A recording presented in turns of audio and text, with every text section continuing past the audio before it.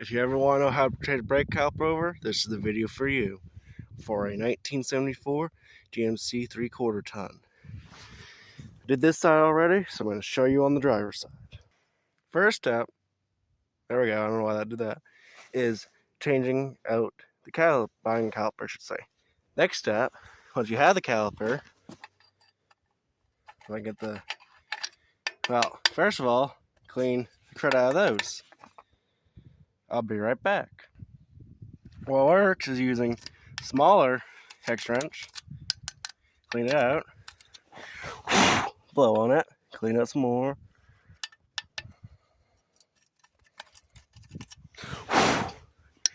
Oh, that's good enough. Now do the same to the bottom, which actually don't have to do anything on the bottom, so that's good.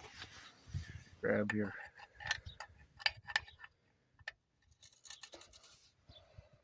it's gonna take a lot of force. There we go. Actually, press into that one-handed, especially my weak arm. Yes, I am left-handed, but if you're wondering. Okay, loosen up. Oh, Jesus. Thought for a second my foot's gonna lift up a little bit. Well, once you get those off, I'll show you the next step. So you gotta get it to a point where turning them doesn't really matter anymore. Hopefully you get lucky like this one. You can just pull it out. But if you get unlucky, you might have to use a punch and punch it out like that. Let me finish up the top one and get her off. And yes, this is for brake pads and calipers. If you're replacing calipers, and you're probably replacing hose as well at the same time, the easiest way to do that is just cut it and put a socket on there and wrench on the back side. But if you're not replacing, just doing brake pads, you're doing the same steps here, and you're gonna do the same steps I'm gonna show you next, which is the hard part. Once you get both pads off, it's as easy as that. Bang. So at least likely for me, I don't have to buy any brake shoes because these brake shoes are good enough. Hopefully good enough to pass inspection. We'll find out when we go and do that with this truck. So if you had new ones or old ones or whatever, this one is for the outside. It goes on like that.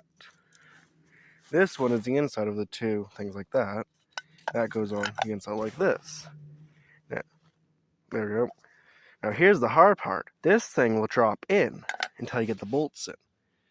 So you're going to have to hold that when you're putting it on. I can't do it one-handed, but I'll show you when I'm done with it.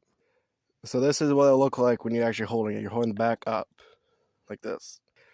And if you're smart, you'd have the bolts on right over here. And I'm a dumbass, and they're behind me. That's going to be fun.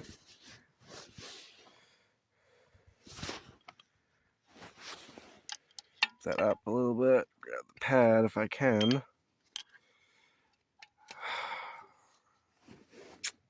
Well, put that bolt to there. Grab that bolt. Here's the old one. Put there. If you're wondering where I got my brake pads, Rock Auto. Sadly, I'm not being sponsored by them. I could definitely use the money. Rock Auto, if you ever see this video and you want to sponsor me, that'd be much appreciated. Ah. I need to get redo this. Do. Yeah.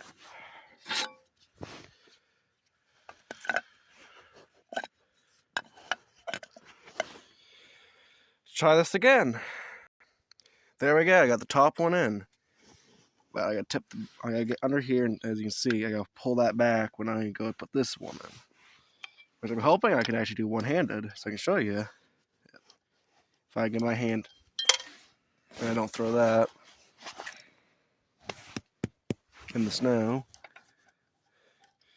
And if I was you, I'd recommend doing this when it's warmer out and not in snow. And also the tire makes a good seat when you're doing this. Yeah, I'm gonna do this with both hands. So I'll see you when I go do that. Okay, got her in. I just wanna tie these all up. And let's do this. So I'll show you when I'm done with that. And while I'm tying this up, I'm sorry for all the tongue twisters in this video, but I am quite tired. So, and I ain't doing multiple takes on this. So, what you're seeing is the raw footage, other than when I pause it, because I hate editing. So, yeah. Get these tied up, and I'll see you when I do. So both the caliper and the hose comes with these washers. You want to put one of them on the outside and one on the inside. Once you tighten this, if you take it off, you have to replace these seals again to get a tight seal. You also want because it have papers in, you want that to be on the inside of the thing. Once I can find the hole, get that started screwing in. It's easier said than done doing this one-handed. Yeah. I cannot do this one-handed, so I'll show you when I get it started. Got it started. Now I'm just gonna make sure it's up like that and tie it in until it's hand tight. I have no idea what the rating is for the amount of force you're supposed to put into this for tightening it, because I don't have the torque wrench. So it's all guesswork for tightening. You can look it up, find out for yourselves. But I'm going to do whatever feels right and pray I don't do anything wrong. Like and subscribe, and I'll see you next time.